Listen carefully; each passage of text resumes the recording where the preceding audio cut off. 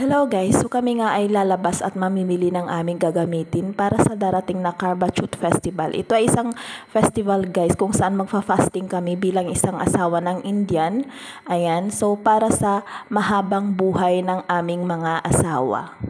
Para sa Karbachut, so bukas na yan. Ito yung mga materials guys na kakailanganin namin.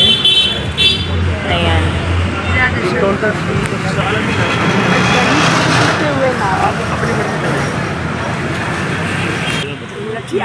Is it candles, Gulu? Huh? Is this candles? What's that? यो एक लेनी है मम्मी यो एक लेनी है ये इसका मेरे पास है अच्छा पिछले साल का ये इसका वो सामान तो ले लेते हैं भाई ले लिया. So, yung white jar, guys, kung makikita nyo, karwa daw yan. Tawag dyan is karwa. So, nilagyan siya ng prasyad. Yung iaalay, guys, parang mga mixed sweet na parang alay pagka nagpuja si Mami G or prayer. So, kung makikita nyo is nilagyan nila ng karwa.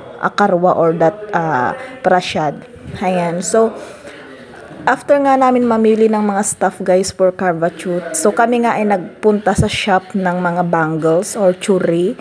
Ayan, so kami nga ay naghihintay kasi nga nagdidiskusyon pa ang aking mga biyanan. So kung makikita nyo guys, ang daming tao sa loob, no? So ang kaganda ng bangles guys, pero alam nyo ba guys, naloka ako kasi 2 oras ang ginugol namin para lang makapili ng churi. Kasi nga guys, dito dapat babagay sa damit na isusuot mo sa araw ng Karbachut. So kaya dala-dala naman ni Mami G yung kanyang suit para nga gusto niya kasi lahat ng kulay na nasa kanyang suit. Ganon din yung kulay ng kanyang bangles. So, naloka ako guys kasi ganon pala dito. Grabe, ang hirap mamili. So, ako kasi guys, hindi ko dinala yung suit ko. Kaya yun ang naging problema.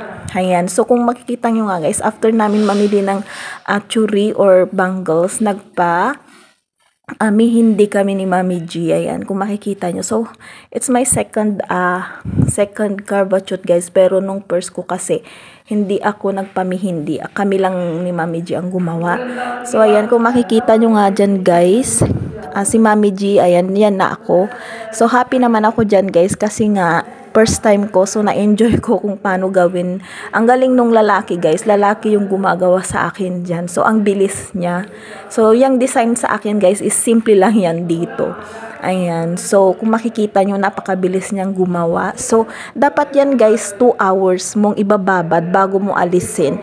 Pero kami kasi, almost 1 hour lang kasi nga si Jazz, inaantok na at kailangan ko na siyang padidehin. So, after 1 hour guys, almost 1 hour, tinanggal na namin.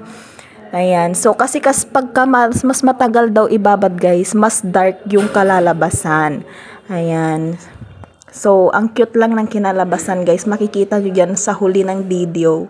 Sabi nila guys, pagka dark yung kinalabasan, mahal na mahal ka daw ng asawa mo. Ayan. Pero pagka medyo light lang, ikaw ang mas mahal mo yung asawa mo kesa siya. Ganon, may mga kasabihang ganon din dito guys. Nakakatawa lang Mabilis lang yung paggawa sa amin guys. Siguro more than 30 minutes lang natapos na kami. So hayan na nga guys yung time na aalisin ko na. After almost 1 hour, inalis na namin. So hindi pa siya ganon ka-dark dyan, no? Ayan kung makikita nyo. Ayan. Ayan na nga guys yung kinalabasan ng aming mihindi. So nag-dark na siya dyan. Thank you for watching.